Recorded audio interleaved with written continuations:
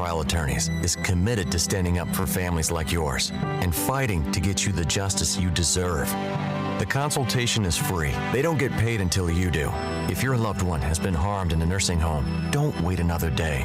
Call 256-222-2222 or visit alexwins.law. That's 256-222-2222. alexwins.law. Because every family deserves justice. Physical offices, Huntsville.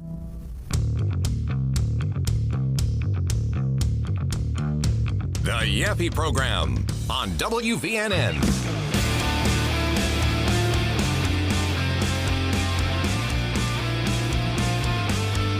So I guess Republicans now need to protest outside the Supreme Court, call for packing the Supreme Court, say they're just partisan hacks. What are we doing here?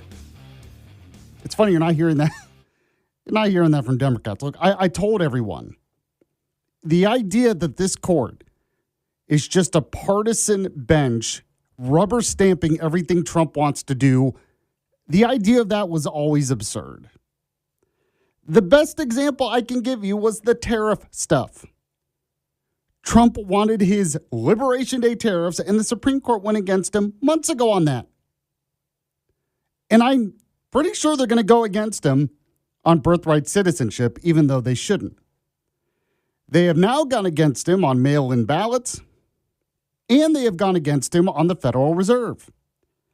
I don't agree with all of these decisions, by the way. I understand what Amy Coney Barrett is saying when it comes to mail-in ballots. I really don't understand. Okay, I understand it, but I completely disagree with what they said on the Federal Reserve. But really, if I'm a Republican today, all Republicans, when they go on whatever TV show they go on in the next few weeks, they should constantly bring this up. They should say, we need to put to bed right now this idea of packing the Supreme Court, that this is a partisan Supreme Court, because they have just proven with several rulings now that they don't always agree with Trump. They don't always agree with Republicans. So maybe now both sides, and I'm not saying the Democrats will, I'm not saying they will agree, but the Republicans should run on this. Maybe now we can get past this stupid idea that we need to radically transform the court because there were some decisions that Democrats disagreed with. I'll give you the latest on all of this. Congressman Barry Moore is running for the U.S. Senate, is exactly right on this issue, by the way, so I'll tell you what he said and more. You are listening to the Yaffee Program. This is the show where you can count on the latest news, the important guests, and the best analysis, all for your morning commute here on Newstalk 770 AM, 92.5 FM, WVNN. We have a lot to get to. I'll talk about the Supreme Court thing, like I said. We also will get to the Alabama bullet points, the top stories from around the state. We're also going to speak with J.D. Hayworth. He is a former congressman from Arizona. He is now with the Pharmaceutical Reform Alliance.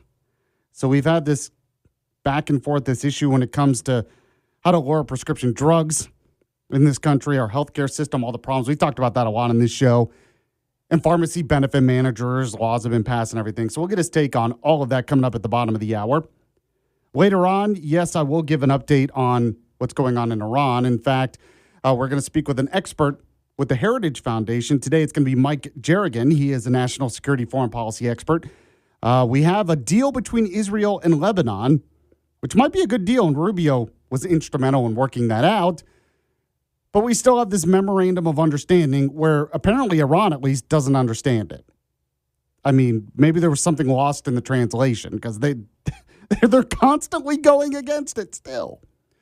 So we'll have that. And Bugsy is here. She's producing again today. She's going to do what's trending later on. Bugsy, how are you today? I'm doing good, Yaffee. I'm currently looking into going to the Cook Museum. I want to go there. Why is that? I mean, any specific reason, or just did it just come up randomly? I really don't know. Something you said reminded me of it, and I was thinking, my dad the other day, he was like, hey, what do you want to do for your birthday? My birthday's in a few days, and I had no answer for him, so Now I want to go to the Cook Museum, but I don't know anything about it. So You just okay. You think it's just about cooking, huh? You yes. go in, you're like, this is they're about. gonna, Wait they're a gonna minute. teach me to make spaghetti. I think Yeah, wait. Why aren't they teaching me how to cook? there's exhibits on lasagna. I don't know why I keep going with Italian food, but Yeah, I don't know. You're hungry, I guess. It's funny. Believe it or not, I went to a museum for my anniversary. Was it a It food might sound museum? boring. We didn't go to the Cook Museum. Okay, But it might sound boring, but we went to the Lodge Cast Iron Museum. that's kind of cool.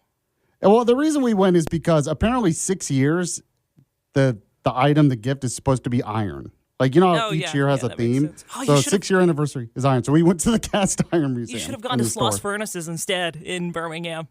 That would have been cool. Okay. It's haunted. That's a good one. There's ghosts there. Okay, that's a good one. So it was actually kind of fun. Evie enjoyed it. So there you go. I'll end the show with the Yaffee program rewind. We always take your text messages on the Yaffee text line, 866-494-9866, 866-494-WVNN. Let me go over some of this real quick because there were several rulings that came out yesterday. There's more expected today. If something breaks during the show when it comes to, say, birthright citizenship, we'll talk about it. But I'll read some of this from the New York Times. The Supreme Court expanded presidential power on Monday by affirming President Trump's ability to fire most independent regulators. So he fired a couple people from the Federal Trade Commission. To me, I don't even understand why this is controversial. He is the boss of the executive branch, and they're a part of the executive branch. I mean, that's all the ruling should say. They had pages of rulings. It should just be one sentence. Trump is the boss of the executive branch. These are employees of the executive branch. Trump as the boss gets to fire them. That should be it. That's all we need in the ruling. But it says here, this court's 6-3 ruling to broadly allow the firing of federal regulators, with the 3 liberal justices dissenting, of course, is a significant shift in power from Congress to the president that could usher in a drastic change to the government structure by giving the president more direct control over independent agencies. Now, we say they're independent agencies. The Constitution puts forward 3 branches of government: the executive, the legislative, and the judicial. There is no 4th branch of government that is the bureaucratic state. I know that the left wants to believe that. That is not a part of our constitutional system. It only exists because, 1, we believe the government needs to control everything in our lives now. But 2, because Congress has gotten rid of what they should be doing under their own authority.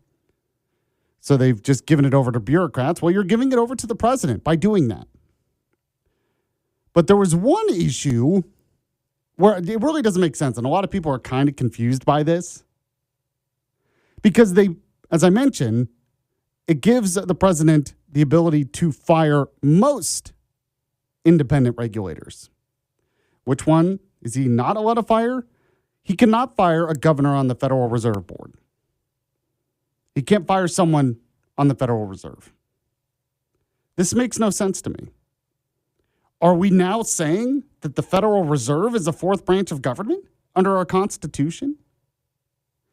Now, she says there's some historical precedent with the 1st and 2nd banks of the United States.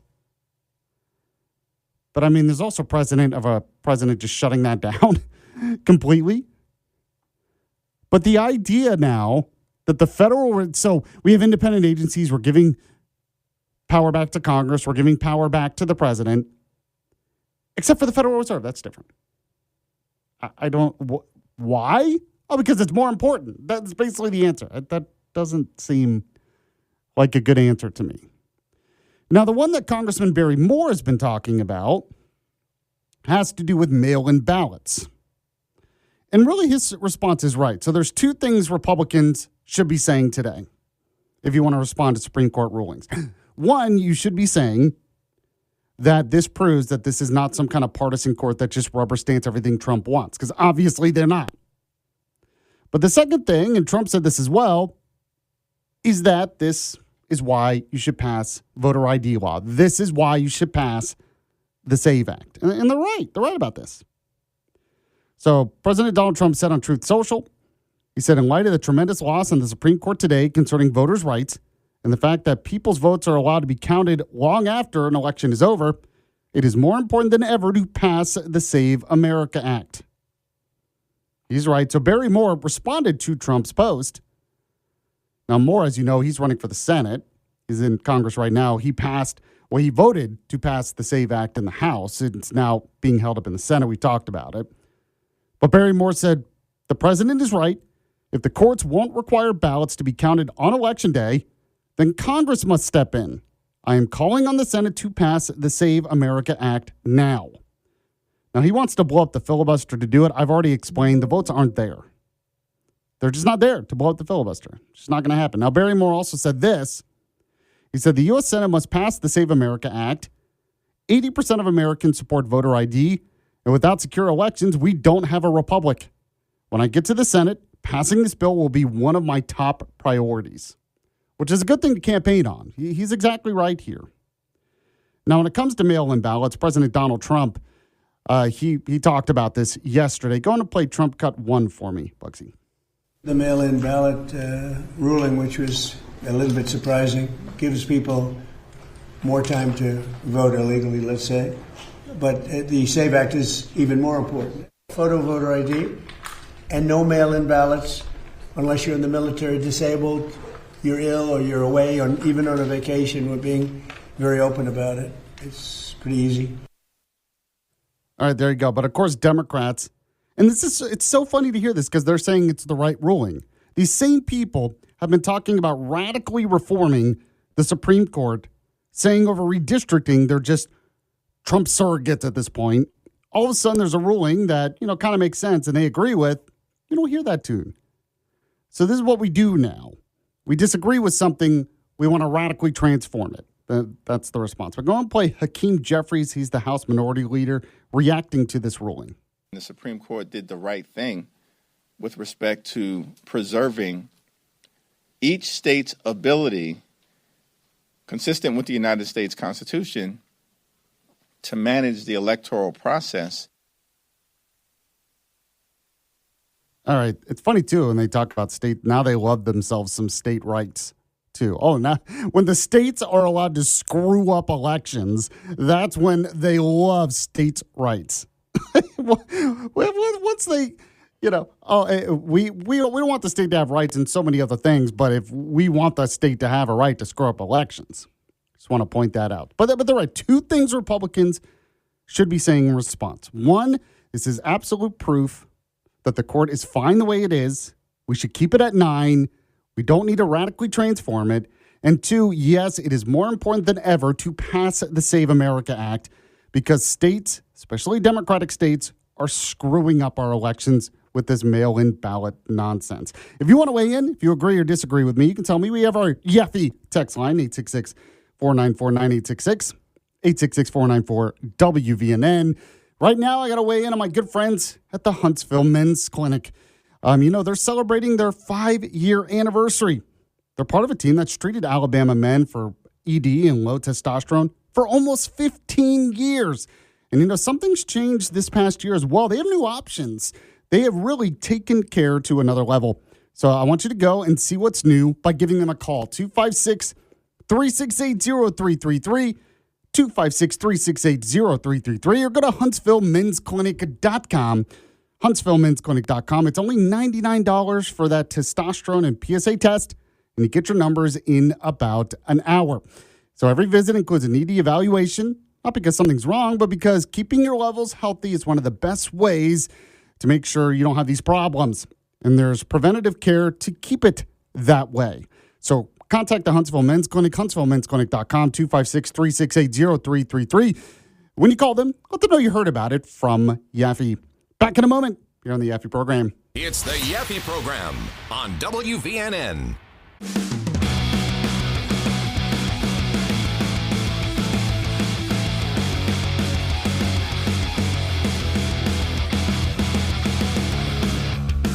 News Talk 770 AM, 92.5 FM, WVNN.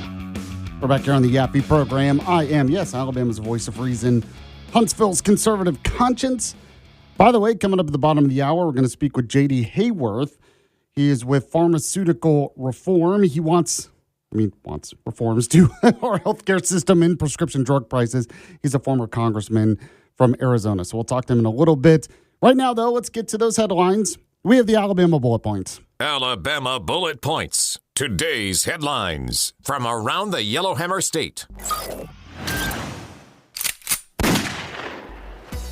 Sponsored by Larry's Pistol and Pawn. Number 4 today, President Trump names Justice Greg Cook to the federal bench in the Northern District of Alabama. So President Donald Trump announced on June 29th the nomination of Alabama Supreme Court Justice Gregory Cook to a seat on the U.S. District Court for the Northern District of Alabama. Now, Trump praised Cook's record on Truth Social, stating that Alabamians would be in good hands with him on the federal bench. Now, Cook, elected to the Alabama Supreme Court in 2022 with 67.4% of the vote, was sworn in during January 2023. He would leave the state bench after one term for a lifetime federal appointment if confirmed. Now, the nomination fills the vacancy created when Chief Judge R. David Proctor, a George W. Bush appointee, took senior status earlier in 2026. Now, the Northern District is Alabama's largest federal court with courthouses in multiple cities, including Birmingham and Huntsville.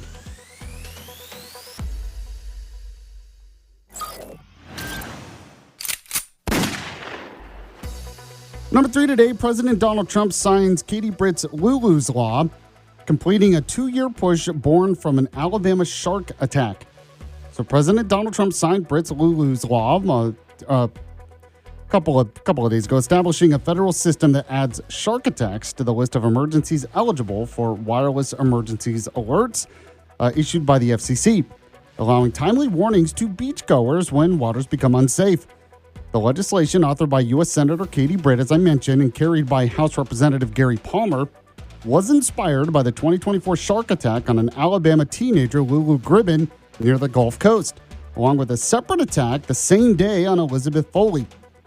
After a 2-year bipartisan push, including a similar state-level law in Alabama, Lulu's personal advocacy turned her survival and recovery into a nationwide safety initiative.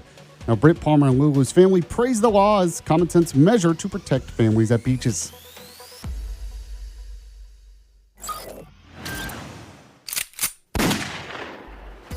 Number 2, Tommy Tuberville says D.C. Doug can't win on the issues. Clever, D.C. Doug. I like that. A Montgomery County Circuit judge held a hearing Monday on a lawsuit attempting to block U.S. Senator Tommy Tuberville from running for Alabama governor. Here we go again. Claiming he fails to meet the state's Constitution's 7-year residency requirement. Now, Tuberville's campaign says it has submitted over 100 pages of documentation proving continuous Alabama residency since March 2019, describing any time spent at his Florida vacation home as a temporary absence allowed under the Constitution. The campaign argues the court lacks jurisdiction over such challenges for statewide offices and that the matter must be decided by the Alabama legislature. A spokesman called the effort a Democratic tactic, saying D.C. Doug Jones can't win on the issues. So a decision on the motion to dismiss is expected within a week, and yes, it will be dismissed.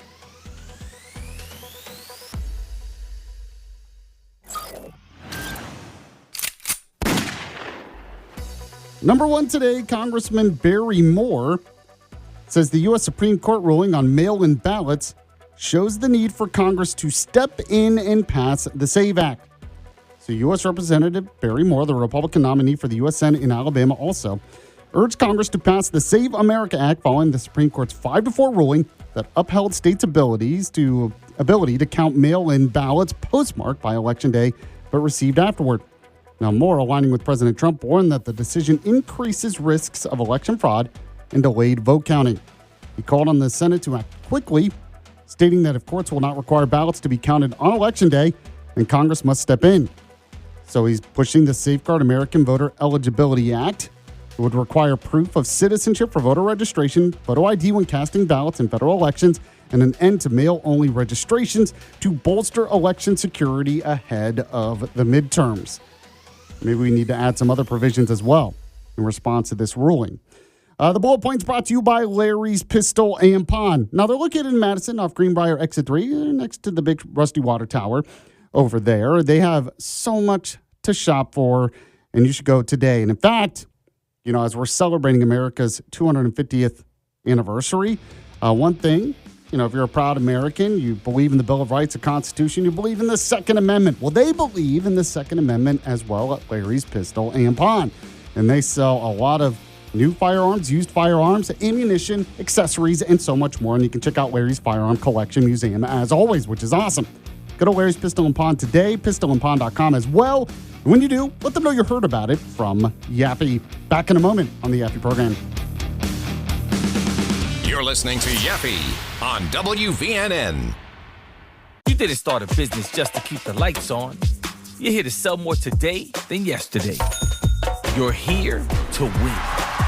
Lucky for you, Shopify built the best converting checkout on the planet. Like the just one tapping, ridiculously fast acting, sky-high sales stacking, champion of checkouts. That's the good stuff right there. So if your business is in it to win it, win with Shopify. Start your free trial today at shopify.com/win. Square up. Yo, what's going on, man? It's Andre Berto, two-time world champion. Today's guest, NFL legend, media mogul. What's up? Ocho Cinco. What's good, baby? We call them gym fighters. Yeah. These guys are in the gym, they can probably beat the hell out of any world champion you can think of. Yeah. When that bell rang, and them lights on, you got 10, 15,000 watching. When I stepped in that ring, I think boxing is becoming great again. Square up. Follow and listen on your favorite platform. Let's go.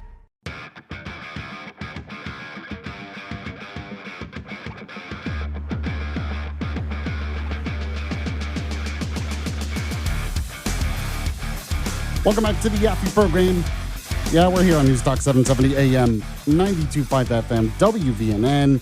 By the way, don't forget to like the Yaffee Facebook page or follow me on X at Yaffee or Instagram at Yaffee Live, Yaffee, so you know how to spell it. And once you know how to spell it, pretty easy to find after that. Not many other Yaffies. I mean, there's some out there, not many other Yaffies out there. Joining me on the show right now is J.D. Hayworth. He is a former 6-term U.S. congressman from Arizona and a nationally recognized conservative reformer. He's a voice on economic, healthcare, and government reform issues. And he's coming on today because he's with the Pharmaceutical Reform Alliance, talking about how we can make prescription drugs and healthcare in this country much more affordable. So, J.D. Hayworth, thank you so much for coming on. I really appreciate it. Hey, thanks for having me this morning. Good to be with you. So, yeah, you're now with Pharmaceutical Reform Alliance.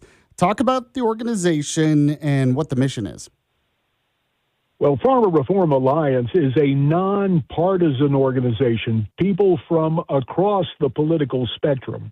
And the bottom line is they understand that Americans, we're paying for the rest of the world's prescription drugs in addition to our own.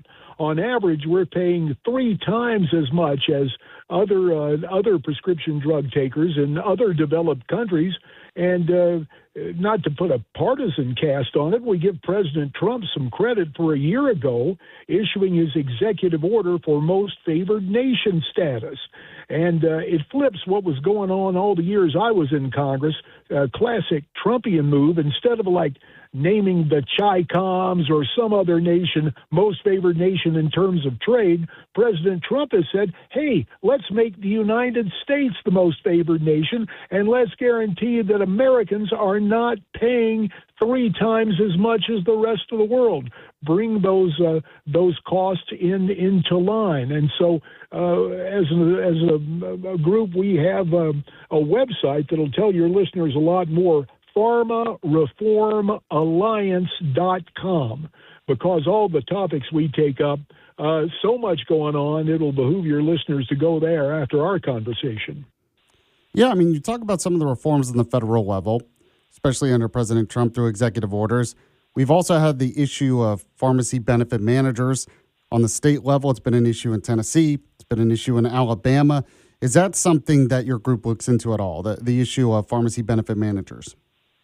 Well, we recognize it out there, but here's the big thing. As we're headed toward November, the American people get it. You were talking about your listeners being smart, and the American people understand. Recent polling shows that 94% of Americans say the high cost of health care is squarely on the back of big pharma because of the outrageous prices that are being charged. And what's more, look, let's make a distinction. Heck, President Trump's a billionaire. He's not against profits, but there's a difference between profit and profiteering, just as there is a difference between CEO compensation for a job well done and windfalls. And what we're seeing in terms of the 5 highest paid pharmaceutical CEOs, they took home $157.8 million in 2025, a 24% increase from the prior year. And several big pharma CEOs saw their base salaries increase by more than $10 million in a single year, while meantime, you and I, chances are we know somebody, our polling shows this, certainly 40% of Americans report going without prescription drugs due to the cost factor. So there's a lot that needs to happen. Primarily, Congress should follow the president's lead and codify, put into law, most favored nation status for the United States. As it stands right now, you have the big pharma companies say, yeah, we'll sit down with the White House. We'll come up with something, for about 3 years. And then there's a high-profile announcement. And then guess what? The prices continue to rise. In fact, this year, close to 1,000 prescription drug prices were increased. And so that's not changing, and that's what needs to change. And the people are in line and coming up with this election. The numbers are beyond majority status. You're seeing, according to our polling, we're hearing that over 70%, some 77% of voters say they're more likely to support a candidate who fights against pharmaceutical companies and the cost that big pharma exacts on the American people. I'm speaking with J.D. Hayworth. He's a former congressman from Arizona. He's with the Pharmaceutical Reform Alliance, talking about different ways to lower prescription drugs. I mean, you talk about one of the ways, which is most favored nation status, and Trump's been working on that. You want Congress to work on that.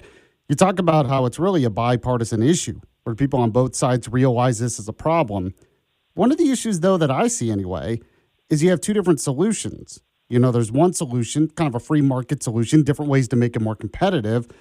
But a lot of Democrats, what they want is just socialized medicine. They basically want the government to take it over, not just healthcare, not just hospitals, but pharmaceuticals as well, where they're not businesses anymore. They're not profitable. It's just a government agency. I'm guessing you're not in favor of that.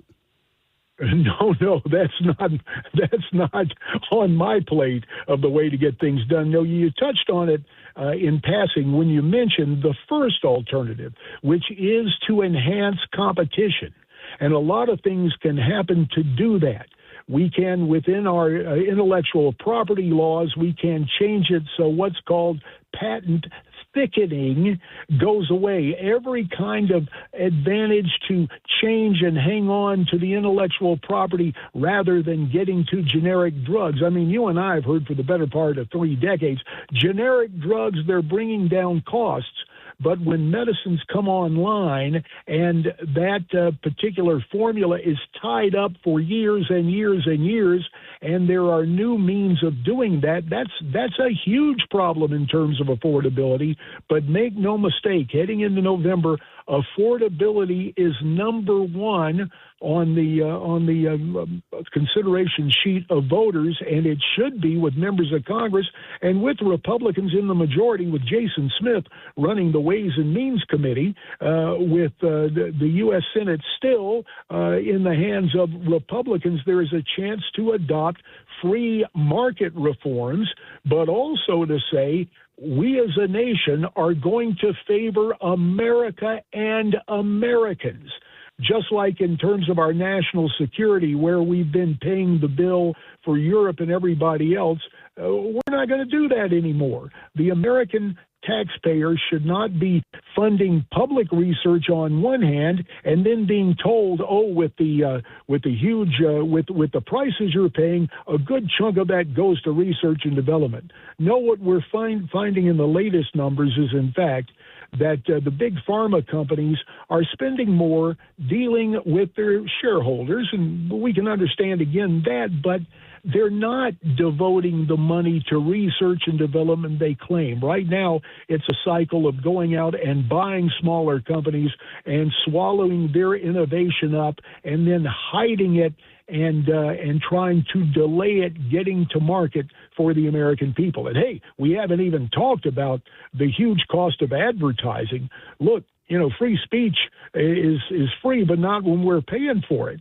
And that's what's going on, too. When you take a look at the prices we are paying, also pharmaceutical companies can have their customers go into their doctors saying, doctor, I want this. In other words, I'm going to prescribe the medicine based on what I see on TV.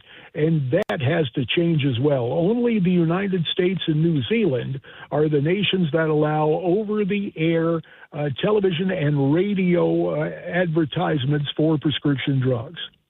So you're actually calling for a ban of that over-the-air advertisements when it comes to prescription drugs? Or, I mean, is there another type of reform what I'm talking about, and again, there are any variety of remedies, and I'm not serving anymore. I'm simply here to facilitate and perhaps prompt my old colleagues on the Hill. But there is one bill that would not bar it, but would say, well, the tax deductibility, the tax benefits for advertising would go away. In other words, there'd be a significant cost to it. And as you know, if you got to pay more, that's a disincentive in terms of advertising. And if you lose the tax deductions you have in so many ways in advertising, that proves to be, I guess, what we call a disincentive to spend. So it doesn't have to be an outright ban. And there are bills to that effect, one bipartisan bill in the Ways and Means Committee. But the fact is, when it comes to the core elements of the most favored nation status legislation, you are getting people together from across the spectrum. I'm no big fan of Ro Khanna in California, but my friend Andy Biggs from Arizona, they're on the same bill that has Democrat Marcy Kaptur of Ohio and Anna Paulina Luna of Florida, with the core elements of most favored nation status in that bill to be passed, so we won't be seeing a change when there's a change in who's president. It'll be codified into law. The American people want that. Again, over 80% of Republicans, 75% of independents, and 64% of Democrats. Those are landslide numbers. So the handwriting's on the wall.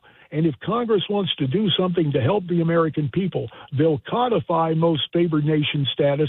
They'll look at the other aspects of this reform, freeing up intellectual property, taking a long look at advertising, and cutting prices that way rather than the heavy hand of government trying to take over the medical industry. Speaking with J.D. Hayworth, he's with the Pharmaceutical Reform Alliance. He's a former congressman from Arizona. Any final thoughts before I let you go? One action item. Your listeners can go to pharmareformalliance.com, and up in the corner, they'll see a little bar saying, sign MFN petition. Believe me, now is the time of year where incumbents and candidates and challengers are listening to the people. Now is your chance to tell your congressman, your two United States senators, to back most favored nation status for us. Let's put Americans first and American patients first rather than Americans last, which sadly has been the wrong-headed prescription of Big Pharma for a long, long time. JD, really appreciate you coming on the show. I hope to talk to you again in the future. Hey, look forward to it. I'm happy to be a repeat offender. Bring me back when you can. All right, sounds good. I'm sure this issue will come up again. If you want to weigh in on that, you can. We have our Yaffee text line, 866-494-9866, 866-494-WVNN. I do have to say, real quick, I did not think about what he was talking about there, because a lot of people are upset at all the pharmaceutical advertising and they know the money that goes into that could go to saving money for consumers. But I didn't realize they get a big tax deduction for that. So a way, instead of just an outright ban, you could kind of get rid of that tax deduction and that incentive to do that, which is kind of an interesting approach. I had not thought of that, although I don't know if that would mean you get pharmaceuticals cheaper on the other end. But if you are sick of some of the advertising, that is a way to look at it without just an outright ban. So it's an interesting approach. I'll have to see what our local members of Congress and the Senate think about that. But you can weigh in on the Yaffee text line, 866-494-9866. We'll be back in a moment on the Yaffee program. The Yaffee program.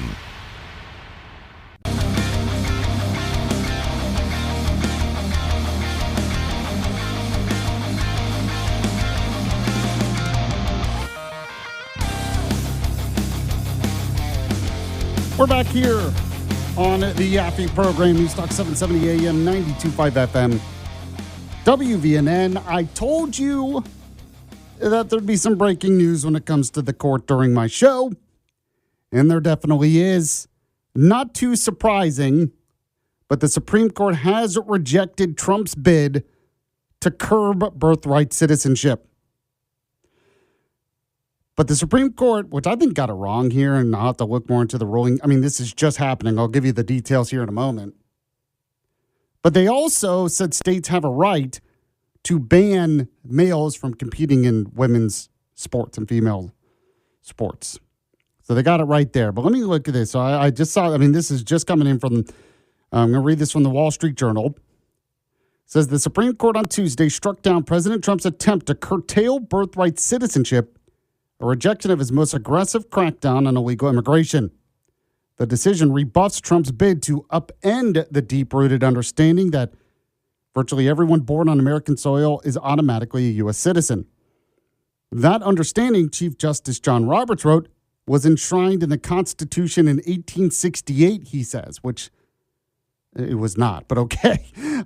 No, but okay, here is what John Roberts said. He said, citizenship then and now was the right to have rights to freely participate in our political community.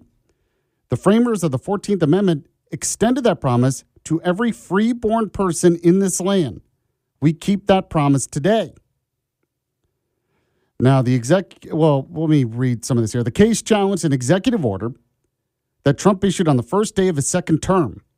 It declared that future children born in the U.S. wouldn't be considered citizens if their parents were living in the country illegally or were visiting the country on temporary visas. Which, by the way, this is how most countries do this. Not just the U.S., a lot of other countries. This is not some kind of unreasonable thing that Trump was asking for, even though the left says it was. But I digress. It says the executive order never took effect. It was quickly blocked by multiple lower courts because it appeared to conflict with the 14th Amendment, which states that all persons born or naturalized in the United States and subject to the jurisdiction thereof are citizens of the United States.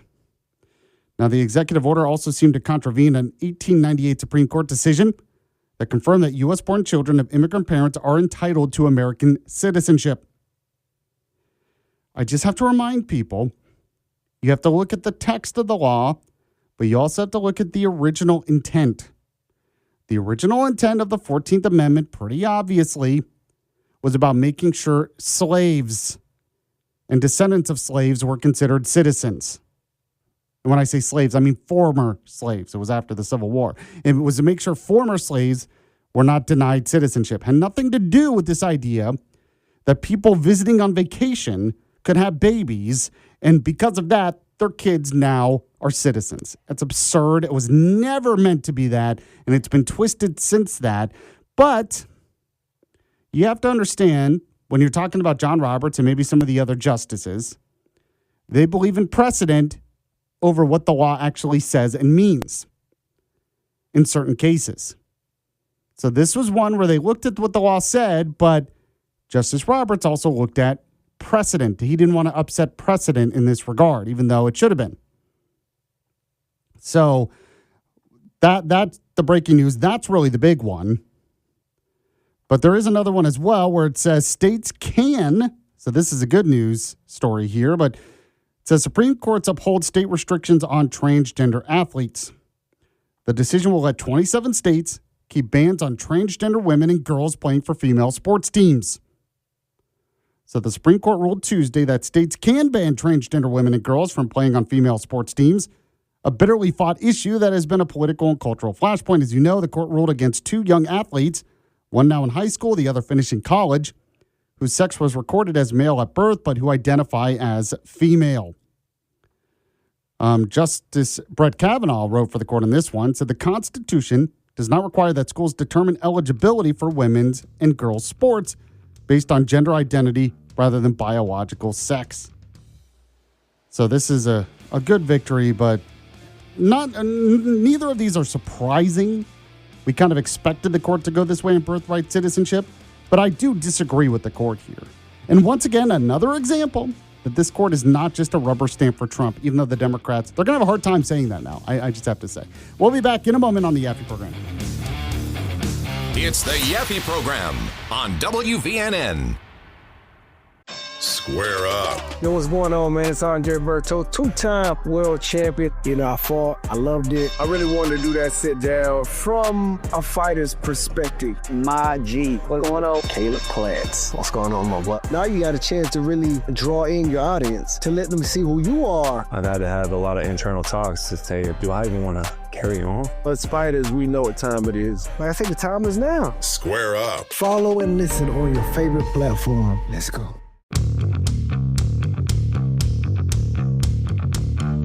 The Yaffee program on WVNN.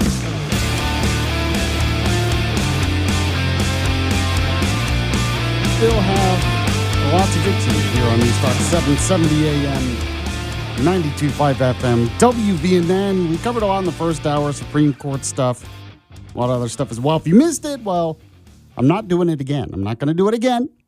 But you can check out the podcast. The podcast is up on the website, WVNN.com, or anywhere you get your podcasts. We'll have What's Trending later on and cover lots of other stuff coming up later on. Joining me on the show right now is Mike Jernigan. He is a visiting fellow with the Heritage Foundation at the Allison Center for National Security. That means we're going to talk about what's going on in Iran and other national security foreign policy issues. Mike, thank you so much for coming on. I appreciate it. Hey, good morning, Yaffee. Thanks for having me. Let's have a conversation. So, yeah, talk a little bit about what's going on in Iran. I mean, we have this deal that Rubio, I know, I don't mean to be too vague here, but we have this deal with Lebanon and Israel that seems to be pretty good. Marco Rubio is kind of working out. We had the memorandum of understanding. I guess it's still in place, but it seems like Iran doesn't understand it because they keep violating it. But there are talks with them later this week. So what do you think about all this? Yeah, let's break that into pieces, and let's talk about the Iran part of the conversation first. You said that you thought that Iran doesn't understand the deal. That may be true, but also I think that they may very shrewdly understand the deal. And right now they're trying to delay and extend this war. We've seen them bringing Hezbollah into the negotiations, and I can talk about that later. But what I think we're seeing with Iran is a fractured internal communication of who's controlling the country. You have the IRGC, that's the military arm, and then who else? Unlike us, they do not have a civilian elected head of government over the military. So you have all the people who are either the most fervent Shia religious or the most violently death to America and death to Israel. And there's a little bit of an internal power struggle, I perceive.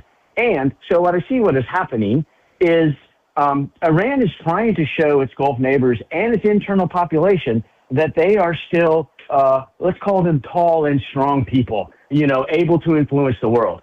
And they say, we've closed the Straits of Hormuz. And they have not. In the last day, 45 ships have gotten through the Straits of Hormuz. Last weekend, 78 ships got through the Straits of Hormuz. We're running about a ship an hour. And so the United States Navy has closed the Straits of Hormuz.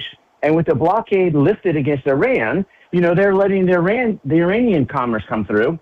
The Iranians, on the other side, will shoot at a Singapore ship moving from west to east, meaning it's left the strait. And as the way out, they hit it with a drone and saying, don't come back.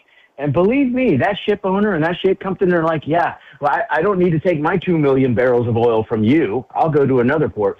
So let me pause there and see what that stimulates in your thinking. Well, yeah, I guess the main point here is you had mentioned that we are getting some ships through, but Iran is still able to kind of fire back. And basically, you're making 2 points here. One, they're just trying to test their limits. But two, there does seem to be some kind of internal struggle. But then how do we get a deal? How do we end up getting a deal if that's still going on? I mean, is it just we're going to have to really start hitting them hard again, or will diplomacy work? I spent 30 years as a United States Marine. Any conversation that leads to a pause or a halt or stop in fighting is good. So that's my going in position, right? And having said that, and looking at it with my experience, is that wars only end when people quit fighting. They either quit fighting because they no longer want to fight, or they quit fighting because they no longer have the ability to fight. And so you make a very good point that it's going to have to be an increase in pain to the Iranians for them to change their behavior. Now, could that be kinetic strikes again? Yes. I remind your listeners that this ceasefire started as a convenience by President Trump to give the Iranians an opportunity to walk away from their nuclear weapon ambitions. And they're going to need to get the International Atomic Energy Commission in there to inspect, and they don't want to. So what we're seeing right now is we're seeing that the Iranians are like this period of not agreement where they're not getting bombed and maybe they're getting some economic relief, but they are not using it to say, we are going to turn away from our death to America chance and our death to Israel chance, and we are going to turn away from our nuclear weapon aspirations. So I think that there's a couple things will have to happen. Is we're giving them grace period. The United States and President Trump is extending trust. You know, President Reagan said trust but verify, but now in the Iranians, we're in a situation of verify then trust. And so I think this current period of not fighting, whatever we're going to call it, is a period of giving the Iranians an opportunity to go, look, dude, you said you do it. We'll trust you. Show us the money. Show us your ability to come into the world order and do these things to end this. And unfortunately, I think that they're going to have some more pain. And that could be economic, which is significant. Their currency, the rial, is trading at its lowest point in history. They, 2 months ago, created a 10 million rial note. I totally want to get one of those and send them to my nephews, but I'm not going to spend it anywhere. And so they're having a lot of challenges, and they've had some pain. And right now they're having a brief remission of the pain, but it's only a test. And time will tell if they pass the test, and I hope they do. But I'm not thinking. I'm hopeful, but not optimistic. Yeah, you're cautiously optimistic is how I've been kind of putting it. Sounds Good like, word. Yeah, it sounds like you're kind of there as well. I'm speaking with Mike Jernigan. He is with the Heritage Foundation. So you had mentioned Hezbollah there. You're right that Iran kind of wants to make Hezbollah a part of any deal, which is really setting a dangerous precedent if that happens, because they're basically openly admitting now that they have a foothold in Lebanon. We knew that, but to sort of legitimize a terrorist organization, which Hezbollah is, could be a problem. And Israel is never going to agree to that. So, I mean, how does Hezbollah play into all of this? Yeah, such a great question. And I think the Iranians have put themselves on the horn of a dilemma by President Trump's shrewd decisions. Because as you noted, Iran is trying to begin to extend support for its proxies, the Houthis in Yemen, Hamas, Hezbollah, which we're talking about. And they have tried to say, hey, stop any bombing and attacks in Iran and stop attacking. We want this agreement to include anything in Hezbollah. And as you noted, Hezbollah is an illegal terrorist organization. It is not a country. And so you have Lebanon, and you have Israel, and you have Hezbollah. And so the easiest way to think about it, I know with our good friends there in Huntsville, Alabama, we understand college football. I'm just going to say it out loud. So let's use an example to kind of help understand Hezbollah. Let's look at Ohio State and Michigan. They are rivals. They don't like each other. Okay? Ohio State is in the city of Columbus, Ohio. If people start throwing rocks at Michigan and Michigan says stop, the government of the city of Columbus, Ohio, and the state of Ohio have an obligation and have a rule, say, stop throwing rocks, you people who may or may not be connected to Ohio State. And that's Israel and Lebanon and Hezbollah. Israel and Lebanon don't have a problem with each other. They all both have a problem with Hezbollah that has grown like a tumor inside of Lebanon. And Iran is funding them. And one of the original tenets of this war that we started was that the five of them were, we're going to reduce Iran's navy, gone. They had 159 seagoing ships. They now have 0. We're going to reduce their air defenses. We can fly over their country and do whatever we need to and attack whatever we need to. And we see that every few weeks when the Iranians get particularly frisky. We're going to degrade the Iranians' ability to produce and launch short and mid-range ballistic missiles. Yeah, they still have some missiles, but a lot of factories are gone. A lot of communications control facilities are gone. And then the other two remaining ones are the prickly ones. Obviously, Iran will never have the capability to develop a nuclear weapon. Yes, that's what we're working on. And the last one was Iran will no longer have the ability to fund and arm its proxies, specifically Hezbollah. So let me pause there and see what that stimulates in your thinking.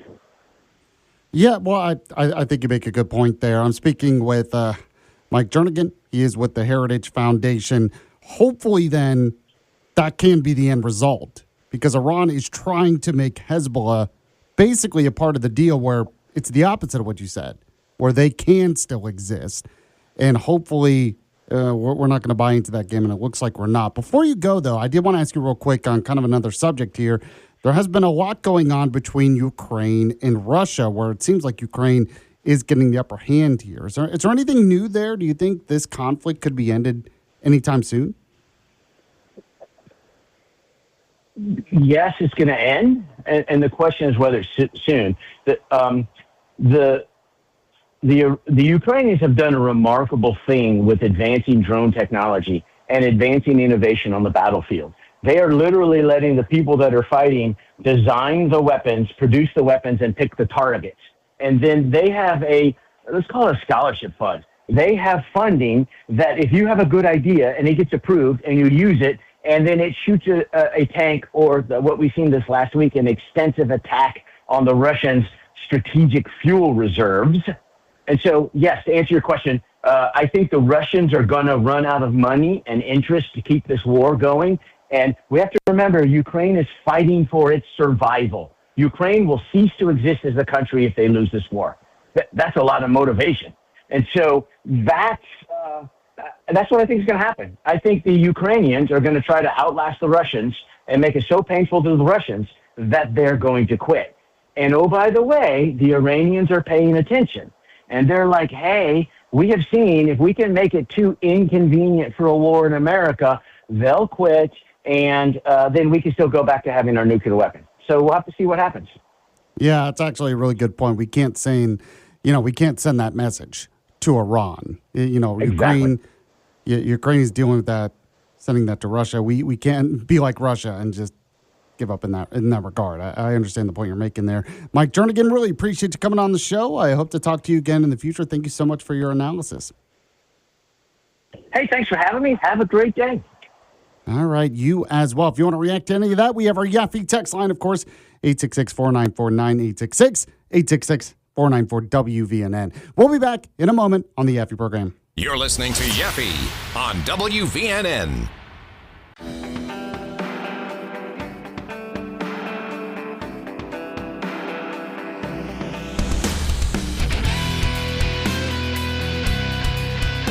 Welcome back to the Yaffee program.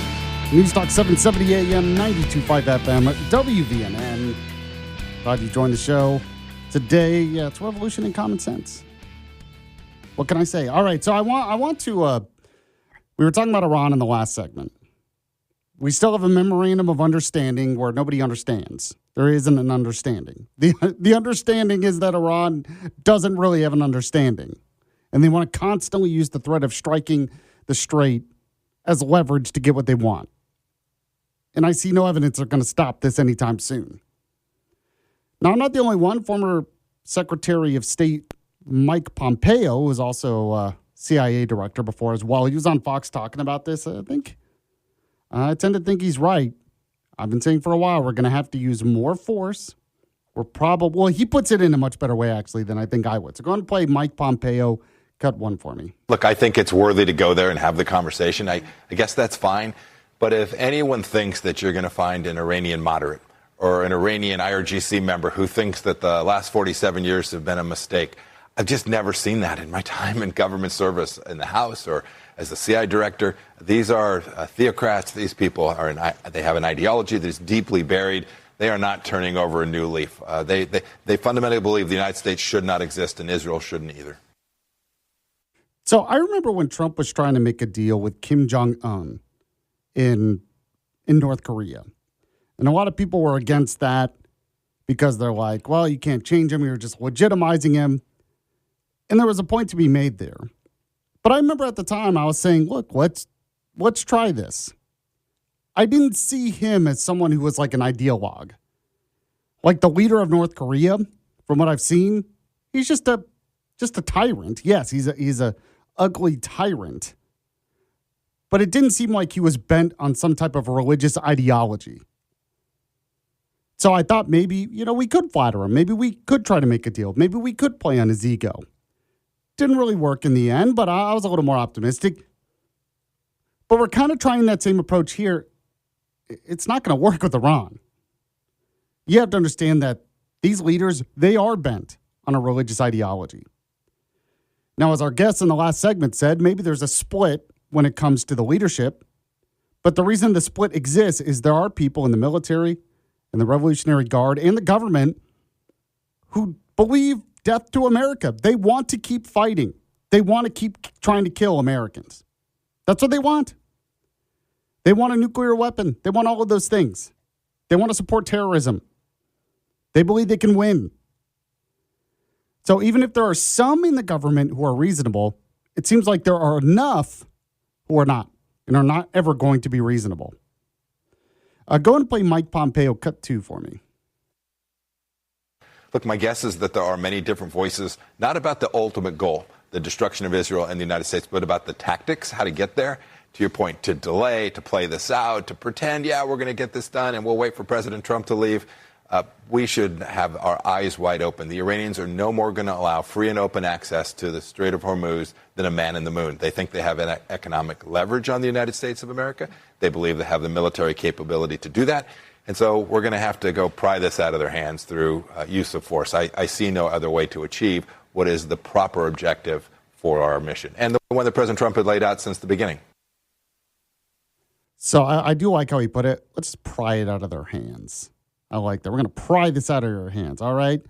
You think you're going to control the Strait? No. Well, we're going to take it back. We're going to pry this from you. You cannot keep doing this. But the will isn't there. This really all goes back to will. Will of the American people, the will of the Trump administration, the will of other political leaders. And right now, the American people overwhelmingly don't support this. Trump really doesn't want to ruin his chances in the midterms. And we don't want higher gas prices. So unless we have true leadership to rally the American people behind an effort, it's going to be very difficult to finish the job here, at least politically speaking. We need leadership to convince Americans that this is a noble cause and to actually try to get the job done, which will be better for America in the future and the world in the future. But we don't have that right now. Trump doesn't really want to do that. It's coming pretty obvious here. The Democrats certainly don't want to do it. And so the American people are like, fine, if we're not going to actually fight, then it's time to leave. The solution, once again, I've said it a million times, say it again, is to, like Pompeo said, pry it from their hands. But that is going to be difficult. It will take sacrifices. And it will take true leadership rallying the American people behind the effort.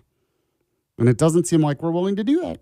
So this is kind of where we are, and it's going to be a back and forth for a while, I think. If you want to weigh in, you can. We have the Yaffee text line, 866-494-9866. Right now, let me weigh in on my good friends at VIP Care. You know, earlier on in the show, we had an interview about the cost of pharmaceuticals. We can always talk about the rising costs of healthcare, the availability. Sometimes it seems like it gets worse as you get older. Well, if you want more time with your doctor, VIP Care specializes in primary care for adults 65 and older. So if you're in that age group, or maybe you have family members in that age group, they can help you out much better for you with longer appointments that give patients more time to ask questions, discuss concerns, and focus on their health. Same-day appointments, 24/7 support, convenient all-in-one care. Many healthcare services are available in one location. That means you get a routine checkup, lab work, preventative screenings, chronic condition management, and medication support all in one convenient location. And they have local clinics close to home throughout North Central Alabama, including, yes, this area, Decatur, and Birmingham as well. So go to getvipcare.com, getvipcare.com. When you do, let them know Yaffee was the one who sent you. Got what's trending next on the Yaffee program. The Yaffee program. Full Send Golf, part of the Full Send podcast. All right, the Full Send Golf channel. I was like, let's go to the range. Then fell in love with it. This pod is about to be crazy. I don't even know what's going to happen. Join the party on the golf course. You guys know how much I really, really love golf. All right, Salim, we got 2 putts to break 80 here. Get it there, right? You wouldn't want it any other way, brother. These are the ones we practice. Go, go, go. Yeah! Oh, let's go. Let's go, 80s book. Yeah, even though it's from the Reds. Oh. It's just like a boy's scrap. Full Send Golf. Follow and listen on your favorite platform.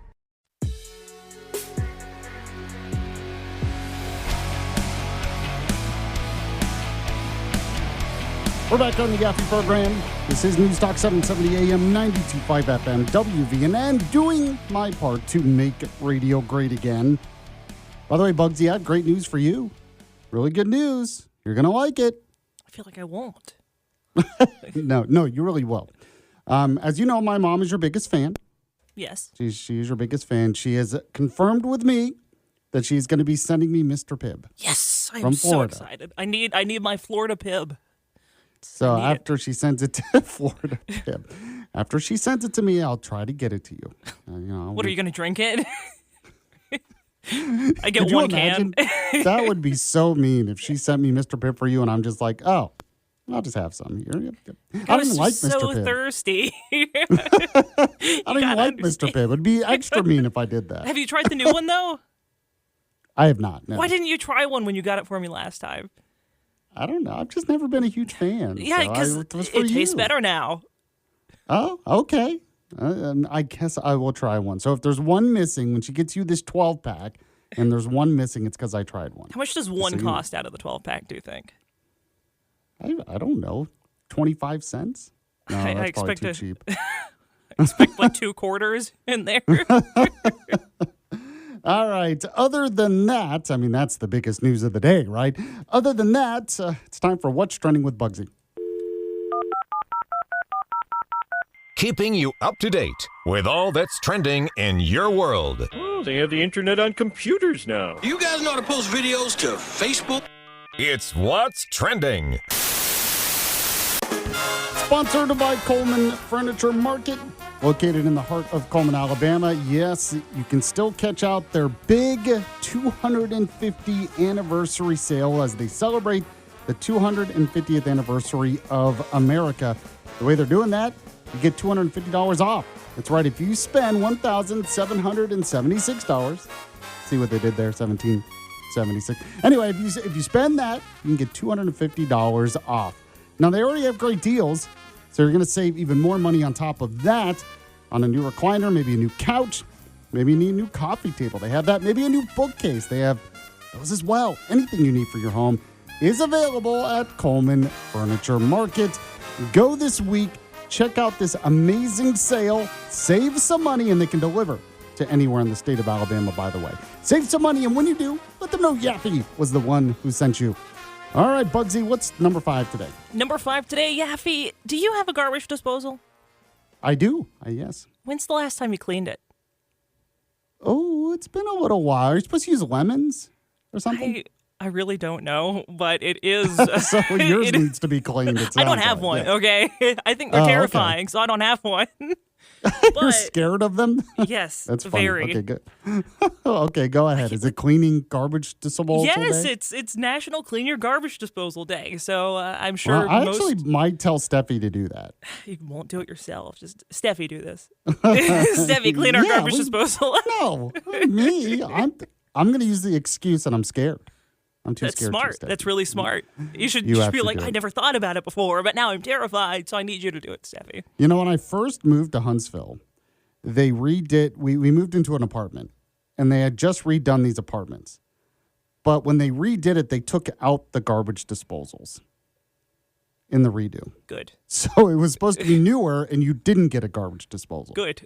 It's bad for your pipes. Which I was like, and the only reason I knew that is when we moved, they were redoing some of the other ones, and we saw them taking them out and throwing them away. Because they're so dangerous. I mean, like, do they want to be sued when you cut your hand off? I mean, And then come while on. we were there, I don't know why I'm just randomly complaining about this, but then they replaced the fridge, and it was supposed to be a newer fridge because it's stainless steel. Well, the older fridge had an ice maker, and the new one didn't. So they're like, "Here's your new fridge. It's worse." You don't get ice. You don't get garbage disposal. I mean, what are you going to so do? Dumb. I was like, "What is this?" Anyway, I'm sorry. What else is today? It's also International Asteroid and Meteor Watch Day. I was expecting there to be some reason for this, but no, it is just that day. But still neat nonetheless. My brother actually has a little tiny asteroid, a little meteor. Really? How do you get that? So his best friend from high school and college is from, I think he's from like Thailand or something, and they have a lot of them out there on the beaches that land on the beaches a lot. And so one day, he knows my brother loves space stuff, so he brought it back one day for like just 1 year for his birthday from Thailand or Malaysia. I don't remember which one. But it is very cool. You can see where it's like turned the sand to glass all around it, and then there's a tiny little metal rock in there. Very Man, neat. if I had one though, I'd be very upset if I either expect to turn into a super villain or a superhero from whatever came from space. I never considered it might be radioactive, I guess. Or I've yeah, touched or that just thing. it's cursed or something. Yeah. Well, maybe that's where I got it from. I did touch a meteor. The meteorite. Yeah, I got it All from the these meteorite. years. You throw it away, and then It's not even your life mine. just completely Imagine somebody throws away your changes. meteorite. All right. Anything else today? It's also Corvette Day and Michael Phelps's birthday. I'm only including that one because when I was a kid, my best friend, Sarah, I'm assuming she does not listen to this show, but she was obsessed with him. And she made me celebrate his birthday 2 years in a row. How? Well, You she go had... swimming? No, actually, not at all. You didn't go swimming? No, that would have made sense. I mean, No. yeah. No, she had like the cover of a magazine with him on it, and we wished it happy birthday. It's very strange. I don't Is she know. in jail now for stalking? Because that was the next step. No, there. she has a family. She's a nurse Although- at Huntsville Hospital. Okay. Well, I mean, I'm sure a lot of girls were obsessed with Michael Phelps, though. I mean, that's To that degree, it's not surprising that but you're it's a saying little, happy birthday to a magazine cover. It's just a little disappointing you didn't go swimming. Like, Yeah, mean, I what- expected something like that. But no. Jeez Louise. All right. What's number 4? So number 4 today, Yaffee, are you a big fan of sourdough bread? I love sourdough bread, like I do, fresh baked yeah. bread. All right, would you eat mummy bread? No. Would you eat caveman bread? So is this like bread? Is it that old, or are we just redoing how they did it? Like, what is the trick here? So This is a trap. Are you familiar with Otzi the Iceman? No. Okay, I can make a guess who it is, but It's the earliest known natural human mummy that we've found. Oh, okay. Preserved in the ice. 2 hikers found it in the Alps. They named it after the mountains he was found in. Anyways, he was found almost like entirely preserved with clothing and food in his stomach.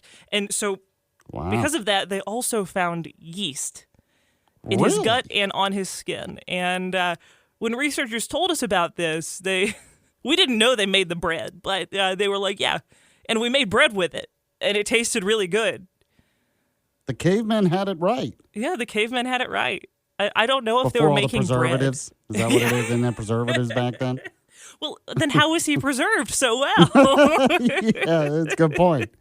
It's a good wow. So this probably changed a little bit of historic understanding. I mean, they made bread that long ago. They at least had yeast in their stomachs. Yeah. They were capable of it.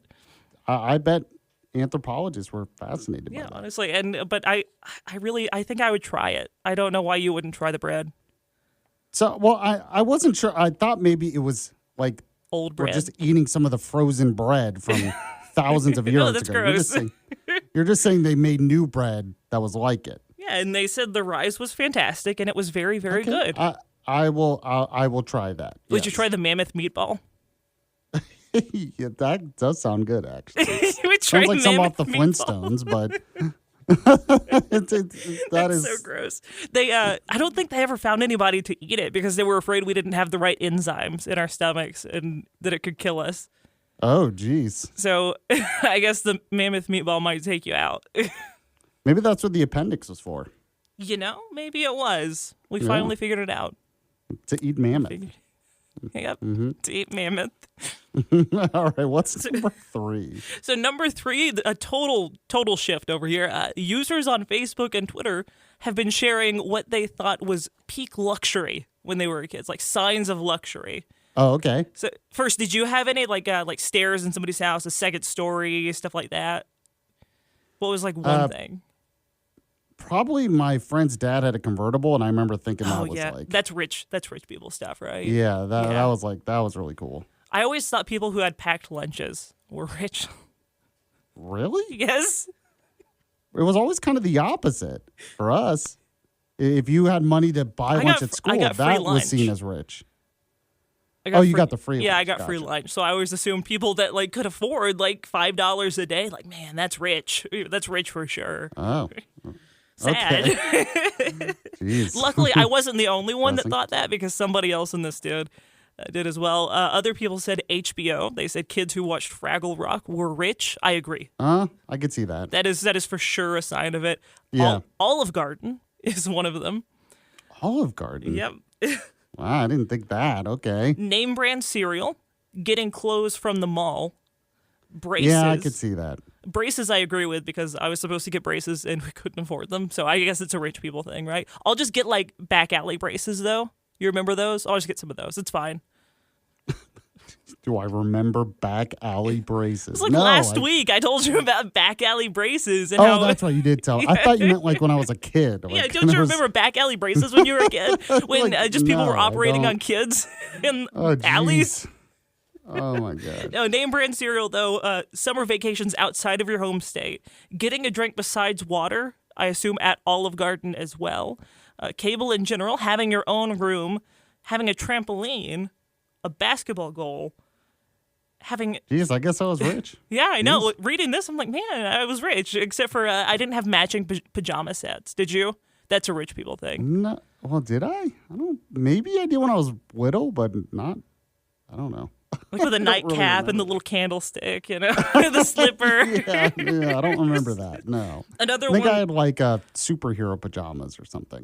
Another one was electric toothbrushes. I thought that was a good one. Oh, I definitely did not have that. No. So moving on, I do now. You have one now. I don't like them. I really don't like them. I don't like the way it feels. Okay, what's next? So number 2 today, we can now sue people for whatever we want for like $30, Yaffee. For $30? For like $30, yeah. They don't pay the court fees or anything, but you can get them to send a USPS certified mail demand letter for like $29 at pettylawsuit.com. Just sue anybody. Oh. Anybody you want. You'll still have to so pay instead more of having later. to hire someone's like, you're served. You've been served. Yeah. So if you just want to like do that and not continue, perfect, right? That'll show him. The next time Dale's mean to you, just send him a lawsuit. Okay. just sue him for $30. I'll get right on that. Remember, all right, what's number 1? pettylawsuit.com, Yaffee. Number 1 today, rumors are circulating that Ryan Gosling had a secret life goal this entire time, that he didn't want to be an actor. He wanted to climb the Warner Brothers water tower. He wanted to climb it? Yeah, like the Animaniacs did. Well, did he? Did he climb it? He finally got to climb it. So So now he's done? He's He doesn't done. wanna Now act he doesn't. anymore? He's not going to Was do all for anything that? else. Yeah.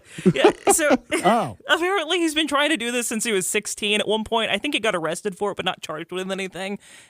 He has been asking for years, and they always told him no, but finally he got famous I can't enough believe they that they told him let no. him. I know, yeah. They wouldn't let him Ryan climb Gosling? it, though. They used a cherry picker and kind of like lifted him up. Oh, but, well, that's yeah, so he still cheating. needs to climb it, but he's been By the way, there I used now. to think Ryan Gosling was the most overrated actor, but he was really good in Project Hail Mary. So I've changed my mind.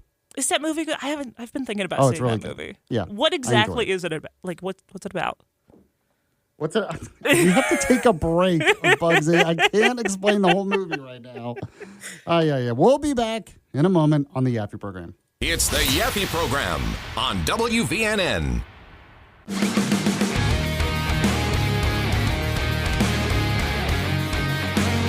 Welcome back to the Yaffee program. News Talk 770 AM, 92.5 FM, WVNN. I am Alabama's voice of reason, but you already knew that. I'm Huntsville's conservative conscience, but yes, you already knew that. Appreciate you joining the show, and it's that time of the show once again. Time for the Yaffee program rewind.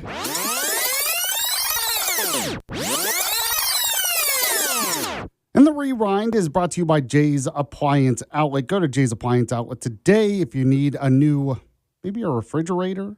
You know, maybe one of your coworkers is so nice they are sending you some Mr. Pibb because you just wanted the new Mr. Pibb so badly, but then you don't have a fridge for it. You don't have a refrigerator, and you're like, "What? It's got to be cold. I need ice." Well, if that's the case, you need a new refrigerator with an ice maker. Go to Jay's Appliance Outlet in Athens. They're located off 72 in Athens. You can call them right now. Dial pound 250. Say the keywords Jay's Appliance Outlet. Pound 250, Jay's Appliance Outlet, or go to jaysapplianceoutlet.com. They have much more than refrigerators, by the way. They have new washers and dryers, ovens, electric or gas ranges, by the way, and much, much more. Jay's Appliance Outlet. Go today, and when you do, let them know Yaffee sent you. So for the rewind, it's always that time of the show where I remind you, if you missed any of it live, the podcast is up. And really the big thing today, Supreme Court decisions. And of course, we'll talk more about this later on this week. But we have the breaking news today, which I'll go over again real quick if you missed it earlier. Because yesterday we had a couple of Supreme Court rulings on Trump's ability to fire the heads of federal agencies, people in federal agencies. They said Trump could do that except for the Federal Reserve, which makes no sense. The Supreme Court also went against Trump when it came to mail-in ballots. And today the breaking news is the Supreme Court has gone against Trump when it comes to birthright citizenship.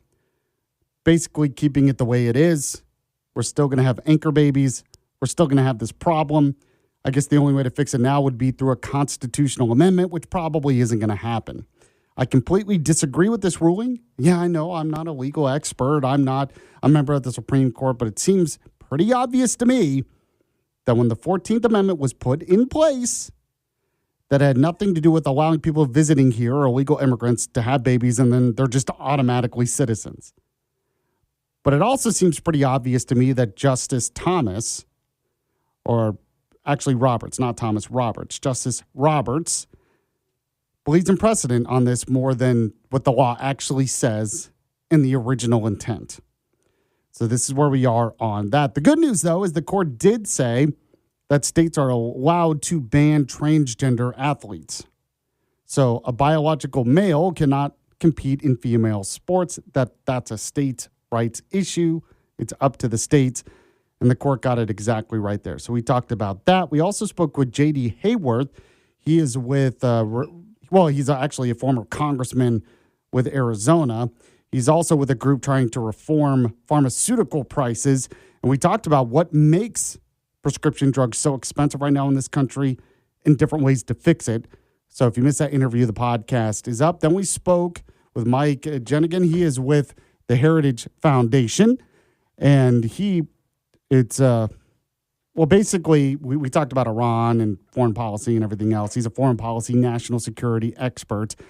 But he basically is cautiously optimistic. We'll put it that way. That when it comes to making a deal, he's all for trying to make a deal, but we're still going to have to apply some leverage, either through military force or economically, because Iran They're already not keeping their end of the bargain. So we discussed that as well. The interview is up. If you missed it, the podcast, yes, available anywhere podcasts are available. Thanks to Budsy for producing today. Thanks to you for listening. The Vince Show is coming up next, and I'll be back tomorrow at the same time. See you then.